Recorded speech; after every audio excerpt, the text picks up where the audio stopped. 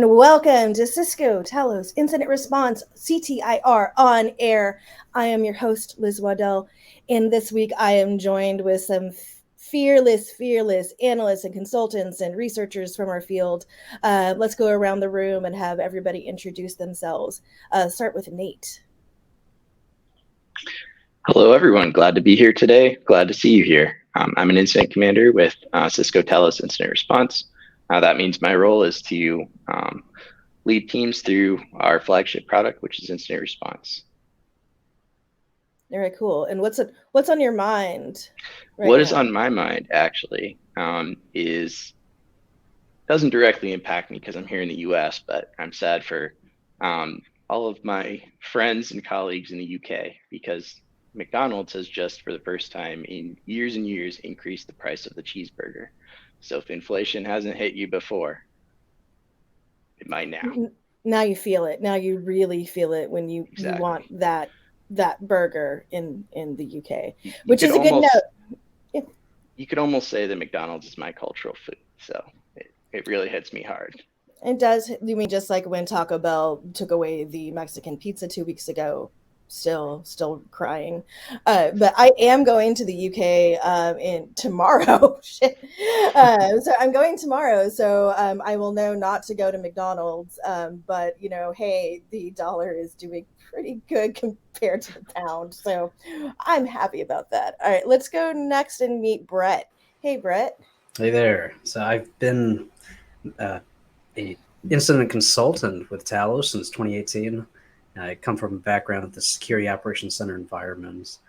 And more recently, my big thing has been developing and updating the cyber range, coming up with new ways of teaching and how we deliver it, improving it, and then getting everyone up to speed on how to go through as an instructor. And what's on my mind? Well, I have a 6-month-old golden retriever, and I am thoroughly convinced that golden retrievers are the best dogs ever, and I need to adopt a second one now.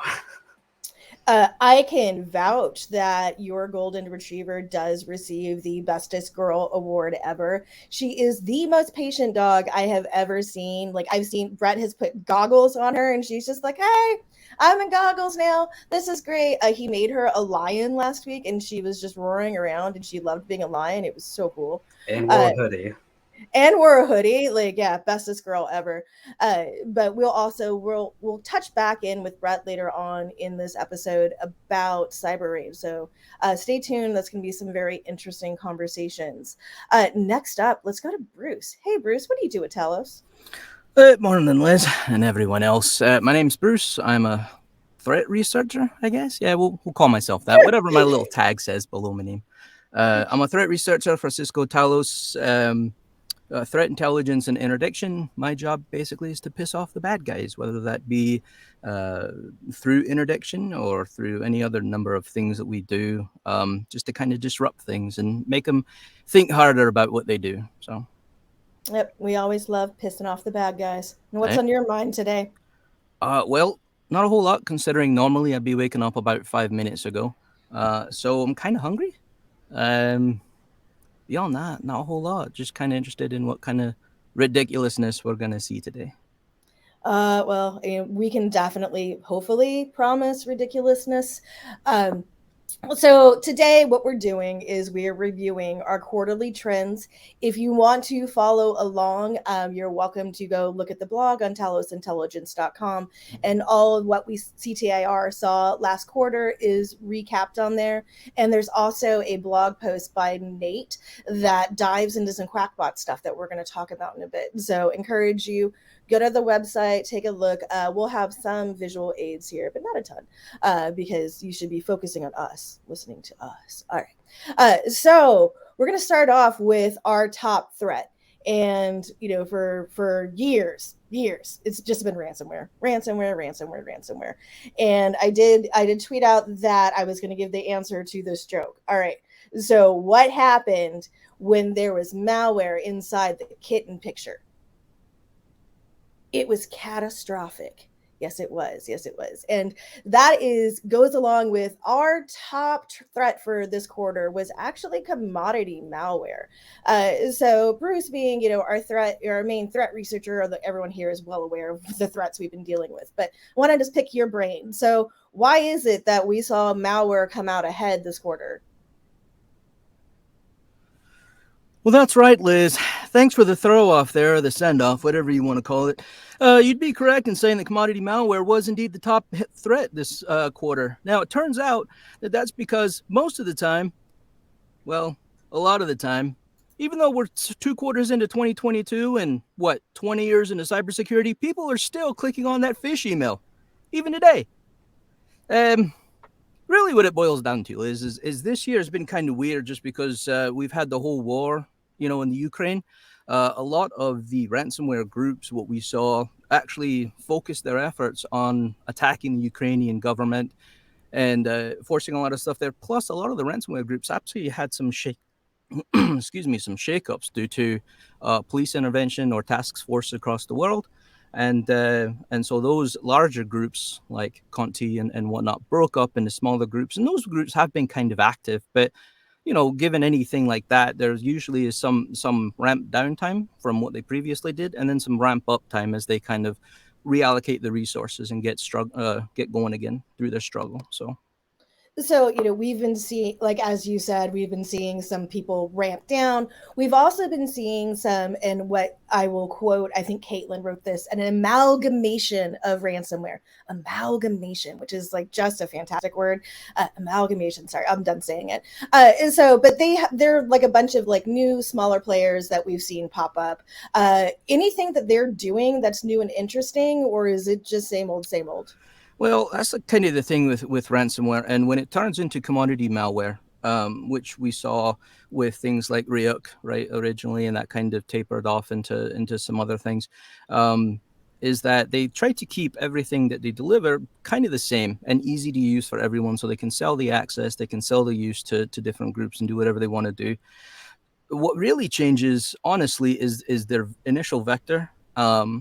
Sometimes, right? Like I mentioned earlier, we still have the phishing aspect that it comes in, but a lot of times people, the ransomware groups, will change how they initially get in and do things, and usually that's based on 0 days that pop up that people just don't know about, right?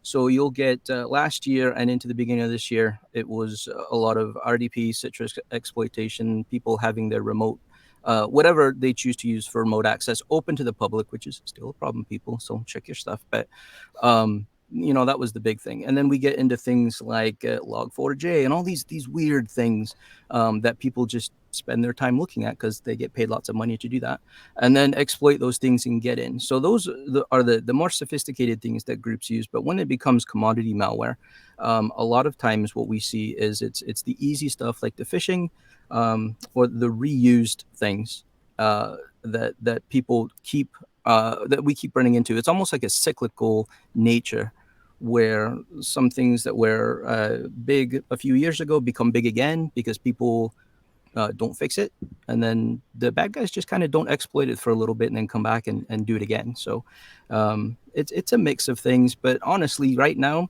there's nothing really out there that people are super taking advantage of that's different and new, I guess, which is kind of boring on our side, but what can you do?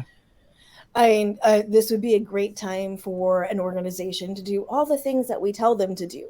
So yeah, follow those recommendations.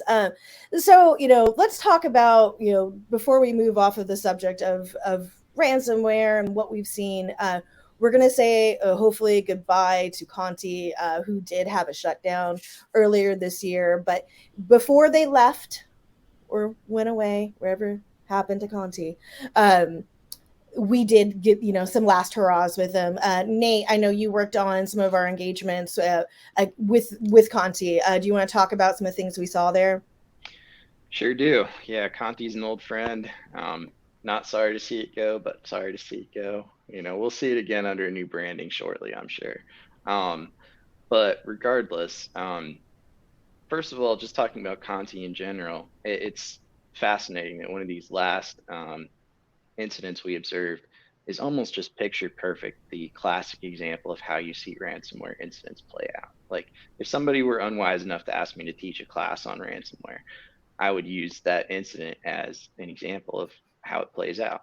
In this particular case, we saw their initial access gained using the Log4j vulnerability. Once they gained that foothold, they started searching around using typical network reconnaissance methods. Then they started dropping Cobalt Strike beacons, also using Cobalt Strike to put services in, pivot around. They continued with their enumeration. They installed remote desktop tools. In this case, it's AnyDesk, but you'll see all kinds of others in other instances, Splashtop, what have you. They used escalation for privilege through local administrator accounts. And then finally, they did the ransomware classic where they moved laterally using the IPC network share, which is something we've just seen over and over again. And then once they have all that access, their beacons in place, all that control they want, they detonate the ransomware. And that's the end game for them, unless they're going to previously exfiltrate data, of course.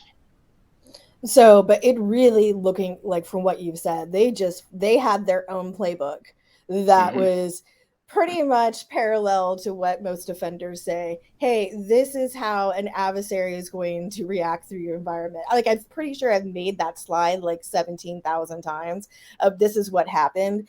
And so to me, like I think one of the takeaways is keep fighting your fight and keep doing, when people talk about, actors are moving laterally through your network and you're using network shares, they do that. Yeah. They've been doing that for a while. It's not new. Yeah, there are classic things you can do to stop this type of thing. You got to first harden your perimeter, look for those vulnerabilities, scan for them, educate your users if it's going to be a phishing or social engineering attack like Bruce was talking about. Then you can't just stop there. You have to start thinking about, well, let's game out what happens once the adversary gains access. How are they going to laterally move? Then you have to consider your credentials, what an adversary can do with any given set of credentials. Obviously, you want least privilege and that sort of thing to apply. What software on your systems legitimately would potentially enable an adversary, and how you can stop that from working. And then finally, things like protecting your key data, like backups, file servers, that sort of thing. Just making it as hard as possible for the adversary to achieve what they're trying to achieve on your systems. Awesome. So speaking of, just credentials and phishing, we also everyone's been so joyous over the return of Quackbot. Thanks, we missed you. Now, I knew people who have left like IR because of Quackbot, just because it just is that much of a pain in the ass. So we did see like there was one instance where they were just doing some thread jacking. What is thread jacking? Because that sounds like something that happens at a gym, or maybe like when I get my eyebrows done. Like, what is that?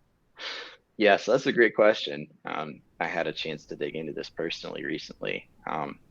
And along the line of Quackbot, they just keep doing these things because it works. Phishing always works, regardless of how well protected you are.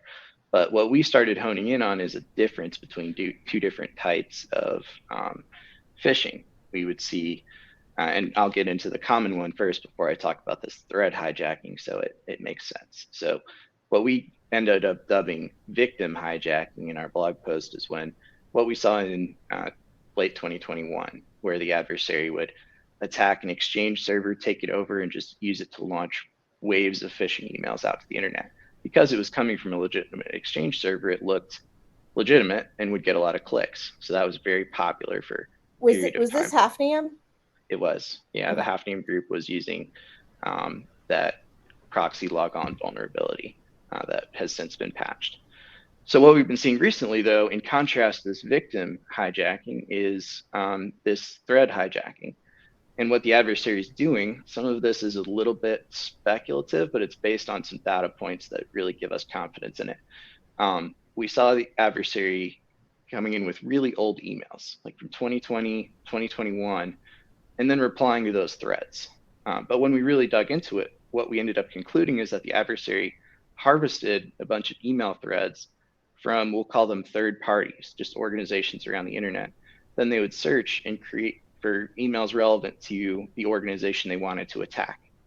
And then they would use those threads to attack that organization, basically send them waves of phishing emails from outside built on those legitimate threads. So the key takeaway we saw is that without compromising the victim's Exchange server, they were still sending them extremely credible phishing emails that looked like they had originated from that organization's Exchange server. So very confusing and distressing for some of our customers. And we were glad we were able to help them cut through the noise and see that, while this did look serious, and it is serious, of course, any phishing is serious, it didn't mean that their Exchange server had been popped. So the fascinating thing to me is that the adversary is using emails that are over a year old now to still do bad things. So I think part of that is, some security awareness that if you have an email that, so were they changing the dates to make them not look old, or did it still say 2020 in it when you got the email? Yeah, they actually weren't making a great effort to make these look super credible. They were scripting it. They were doing this, with the lowest possible imaginable level of effort. They recognized, I think, that you can't really make an extremely believable email chain off of an email from 2021. Any reasonable user would raise their eyebrows at that. So what they did, instead of going for credibility, they went for volume and just sent hundreds and thousands of these emails, hoping for a lucky hit on some user that, was having a bad day and wasn't paying attention. Someone was not practicing their mindfulness. Be mindful when you read your emails. I think that will bring you get some zen when you get into them, and really look and then be like, hey, did Phil really talk to me about something from 2 years ago? That didn't make sense at all. All right, so we're running time. We shortened time on our top trends. There's a couple that I just want to hit before we move on to our next segment. One being initial vectors. Obviously, we're still talking about phishing and all those things, but we are still seeing misconfigured public-facing applications, et cetera, being exploited by adversaries. So, Brett, can you talk to me just real quick about what are some of the risks to having servers exposed to the internet, and what can you do to prevent this? Oh, we came across a number of them more recently. This was dealing with Citrix, and this was internet-facing. It was not behind a VPN. And if you have an internet-facing login that accepts a username and password, regardless if there's multi-factor authentication or not, you're going to have credentials that exist elsewhere in the internet. So-and-so uses the same password. Maybe they pinned a 1 or 2 at the end, or it becomes pretty easy to start guessing. And so if you get a dump from somewhere else, you come to a company, you do some LinkedIn looking around, you find your target, and then you log in as them, and it prompts you for the multi-factor. Well, all you have to do is just keep spamming them with a push notification, and eventually somebody's going to get tired. They're going to say accept. And if you don't have someone monitoring your MFA logs on a almost a real-time basis, and you don't have something that's going to escalate up to your security operations center or whoever that's looking at it, that there's been a fraud alert. So maybe a set of throttling. If you get 2, I did not send these in 5 minutes or within a day even, then that needs to be looked into. And if you start seeing several of those within a short period of time, then someone's trying to brute force and password spray their way into your environment.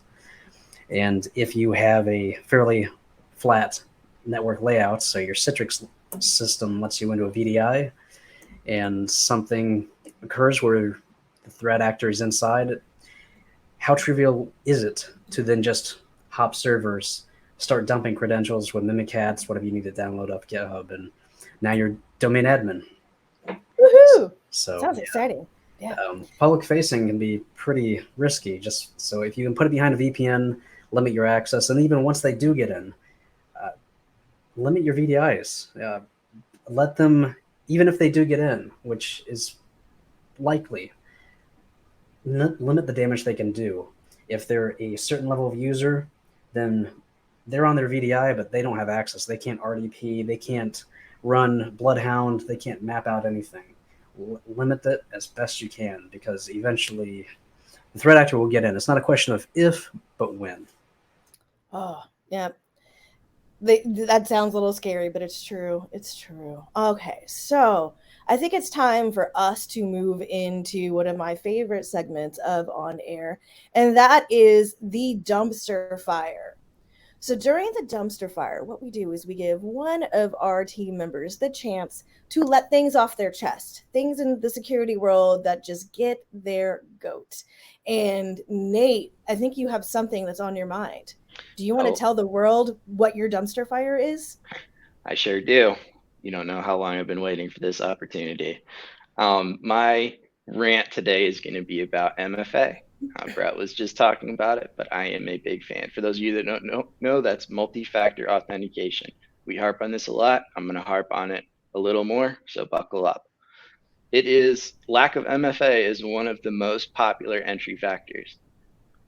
Almost always when I have an incident involving an adversary getting into an environment through O365 or a web portal or VDI or something, I'll ask, hey, did you have multi-factor authentication enabled? And most of the time the customer will say, no, we were planning on it, but we didn't. Well, too late.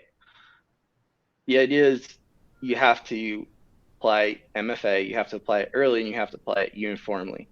If you lock the door with MFA or leave a window open, the adversary is going to find it.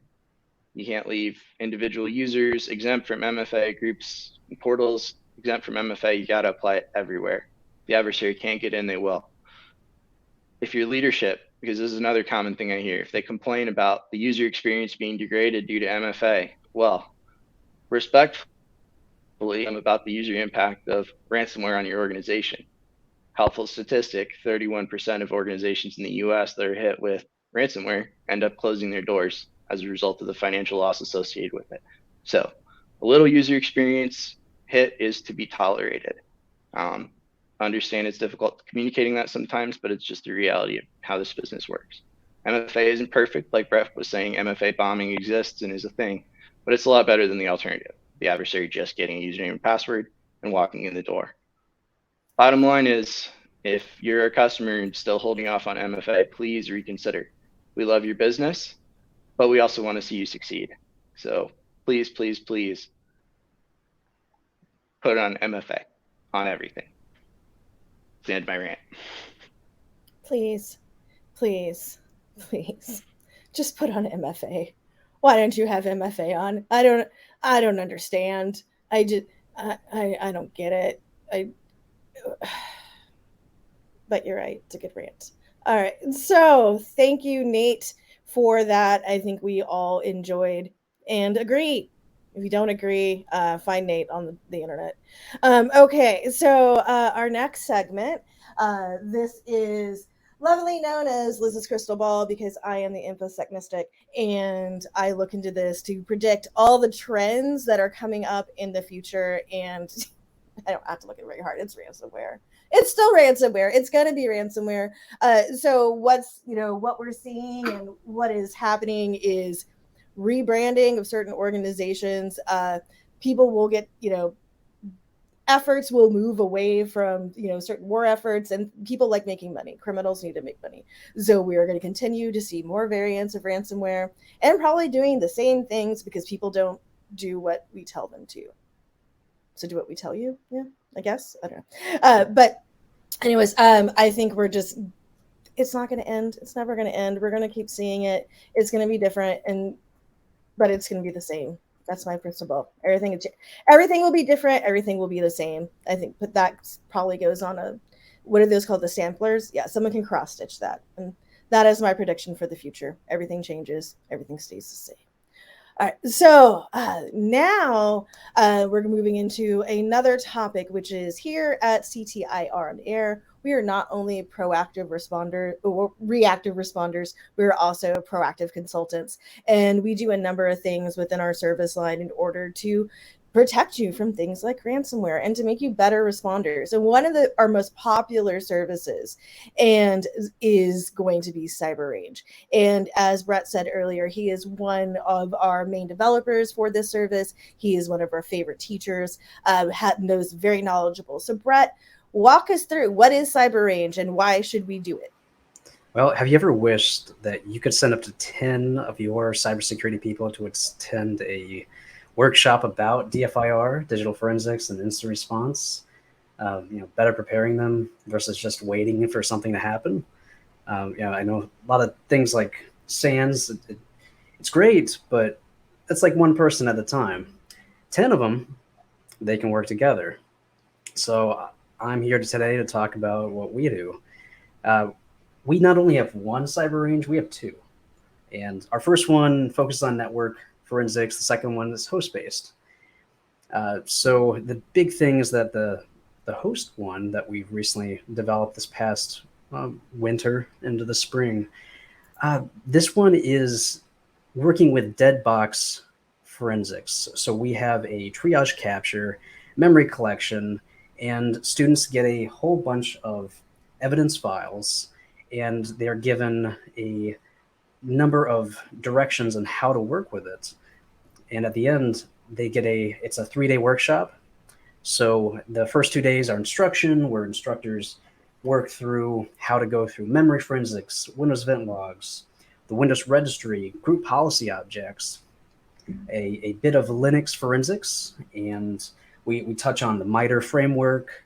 But the big part is, even though we do use a substantial amount of open source tools, we try to not teach the tools, because end of the day, there's a million things out there. There's so many ways to approach something, and it's good to have multiple, more than just one. If you rely on one tool and something goes wrong, you're high and dry. So we do use a lot of open source options like volatility for memory analysis, but we try to focus on the methodology behind pulling that thread and just thinking through the problem, building out a timeline. And once students get those first 2 days, the third day is a capstone where the FBI gave you an IP. Good luck. Yeah, you don't get any other information. And so students have to work together with an elected incident commander. So someone gets that hands-on experience of kind of herding the cats and getting a good amount of direction for that team building going on.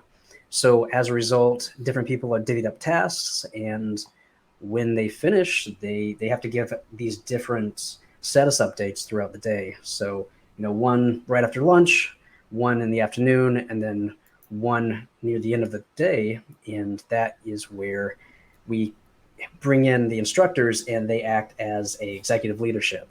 And so the incident commander has to deal with kind of that pressure of, you need to get things together, build that timeline, and be able to give status updates.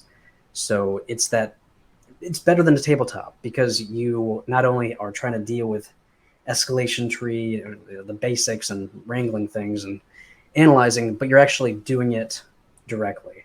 And you might be in a completely different environment than you're used to. So everyone is kind of at space at the square one, working together and trying to overcome the issue.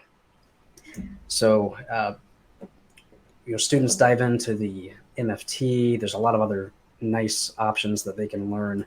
We use things like Eric Zimmerman tools, CyberChef, Elk Stack for Kibana hunting, volatility, quite a bit of stuff. And at the end, we have about 2 instructors or so. So we have a nice 5 students to 1 instructor ratio. So 10 students, 2 instructors.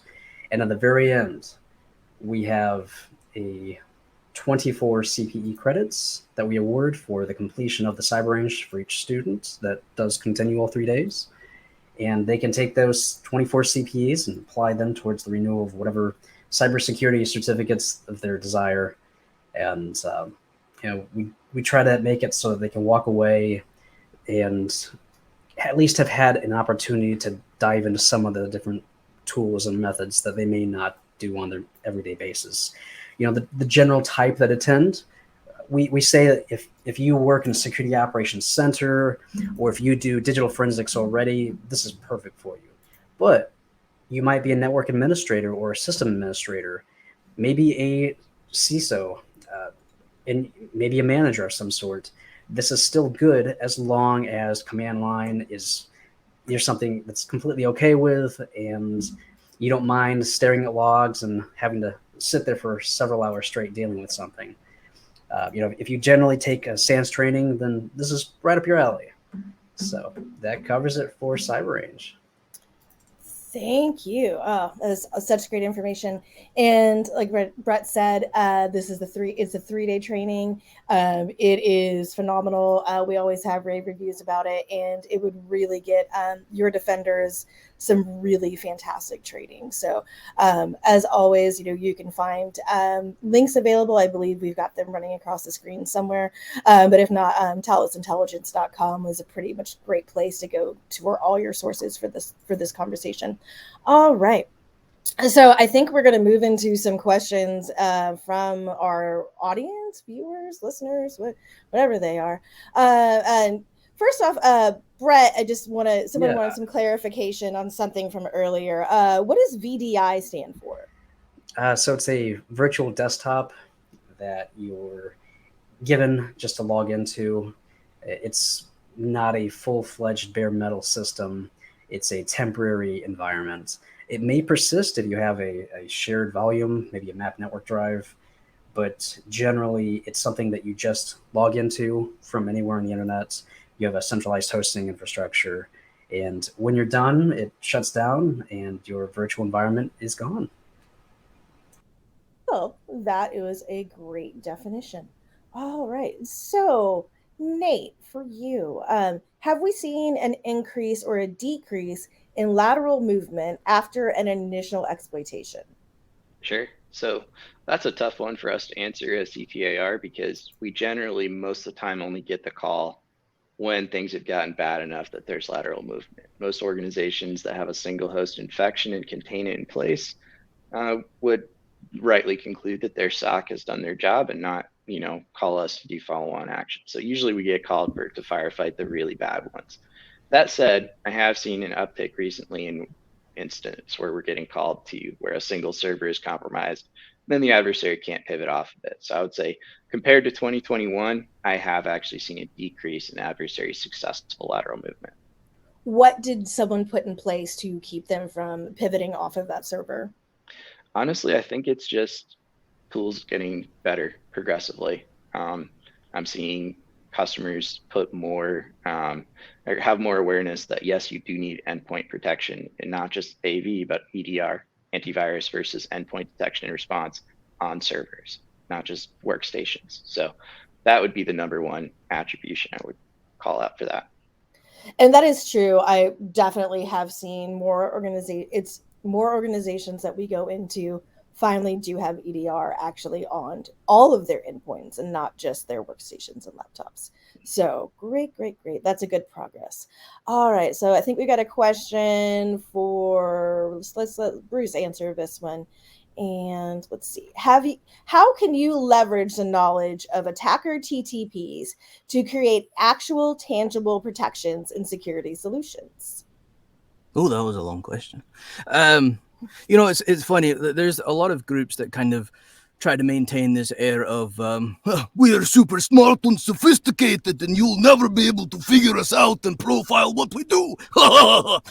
But what it really boils down to, and we've run into several things on this. If we take a lot of the TTPs that we observe in the different engagements that we go through, and we build these profiles out to understand how the threat actors operate, the various command lines they use, the tools they use, and a lot of the other things that just kind of are the same across many of our engagements.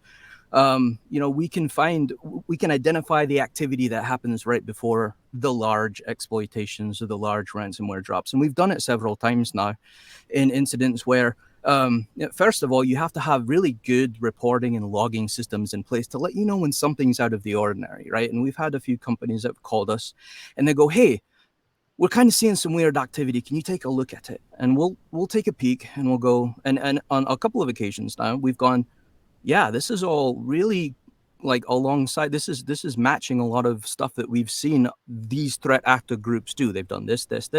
What's next? Well, next they do this. They move here. They take over your VDI. They exfil data. Then they drop ransomware. And sure enough, they started going through these things, but we caught them before they were able to do things like deploy the ransomware or exfil the data because we saw it all happening. So my biggest recommendation is to actually research for your vertical and your revenue area, right? what are the main things that are attacking you. If it's ransomware, look at the ways that ransomware is being delivered through phishing. Make sure you've got things like MFA. Make sure you understand where your business critical applications and storage are, and make sure that your protections for your network are on those things, right? If you don't have large protections for them, at least get some form of logging so that you can tell when people are accessing it that potentially shouldn't be accessing it. Nate mentioned earlier about least privilege, right? When you see people hammering access trying to get things, or when you see admin accounts that don't usually access things like that, try to access it, take note of those things, and then go through and see if it matches any of the TTPs that are largely publicly published out there. Talos has a lot of blogs on threat actor groups and just malware families in general that go through and kind of show you how these guys operate. And it's, as we said earlier, it's largely the same. They largely do a lot of the same things. So it's rough, and it can be hard to kind of wrap your head around your entire system when you start thinking about it. But yeah, take note of the TTPs that are out there, and then just start from the basics, build from the ground up. That's where we see a lot of failures in these incidents, is the basic things that people should have but just don't, like good logging, like least privilege, and things like that, that the threat actors are able to take advantage of, and build your playbooks from there, right? If you don't have a playbook, write a playbook. If you don't know how to write a playbook, I'm sure Hire CTIR us. can do that. Yeah. There are lots of things that you can do, and it's people think it's this huge nebulous complicated thing, and it doesn't need to be. You can start from the beginning, and with help build yourself up, and be able to identify these TTPs, and then build a structure around it to handle it. Yeah, I think, not boiling the ocean is, I think, a key thing. And really, and I think we've been saying this for a while, focus on those basics, right? Like, and then you can start moving into the what happens if aliens comes down and like find ransomware and then get into the system. Like the anomalies will come later. Cover your basics first. That's where you're more likely to be attacked anyways. Then you can go move into the more mature, advanced things. Oh, cool. All right. So let's do one more question and then we'll wrap it up. All right. Nate, I think we'll get this one to you. What can we do to protect against man in the browser attacks that manage to bypass MFA by copying session authentication and cookies? That's a really good and very relevant question, because Microsoft just released a kind of bombshell post about this last month, talking about what happens. So they dubbed it adversary in the middle attack stealing session cookies. So I'll I guess shape my answer specifically around what we've been seeing related to attacks on O365 using that tactic. That's the big one out there in the wild right now. And for those of you that haven't been following it closely, what the adversary will actually do is they'll send phishing emails or whatnot that link to what appears to be your Microsoft login page, but is actually a adversary controlled website. What they do is they take those credentials and they proxy them over to the legitimate Microsoft site. Then they proxy back the request for multi-factor authentication, which the user, of course, this being a credible attack, accepts. And then at that point, the adversary site gains a legitimate session cookie. And from the O365 authentication system's perspective, the adversary is now authenticated and can do what they want. So the answer to that, what we can do, and this is coming straight from Microsoft's guidance, by the way, is conditional access policies. You can set up your O365 or other Microsoft product systems to impose certain restrictions on where and when and other things you can authenticate. So I'll use this example because we actually did see an attacker come from Nigeria. Was it a prince? Very possibly. Most of the fishers from Nigeria are princes, I hear. Such royalty. Exactly. So what it would do on the O365 authentication side, Azure AD or whatever you use, it would show the authentication request coming from Nigeria. So if you're an organization that has users primarily based, let's say in Southeast US, you might set the conditional access policy to only accept connections that are geographically from the US. Now, an adversary can still use other infrastructure, so it's not perfect. But through a series of thoughtful rules like that, you can help limit that damage. And then, of course, the other thing Microsoft says is just monitor consistently. In all the cases we do see a break-in pattern. A user will use a specific set of IPs, and then invariably when we see the adversary jump in, it'll be a shift. So I had one customer that actually made a very creative rule.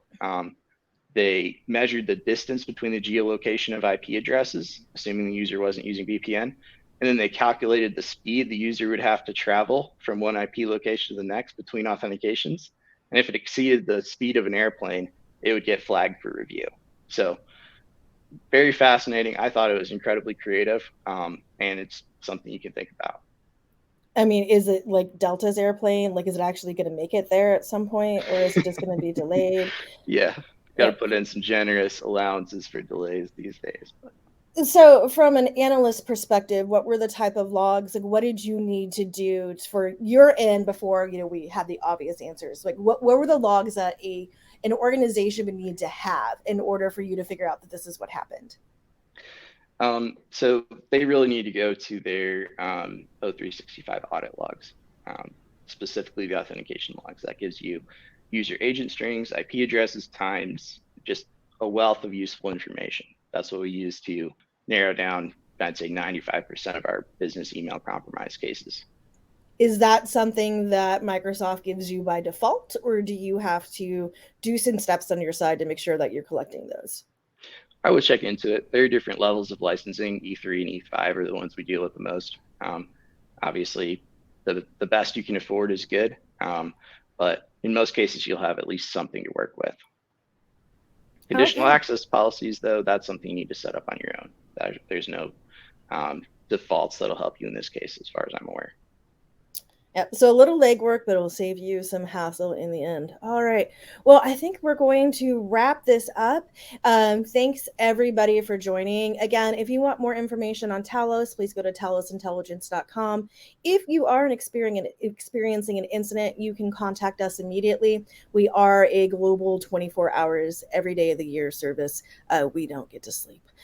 So you can call us at 1-844-831-7715. Wow, I feel very much like a talk radio show host. So call us now, 1-844-831-7715.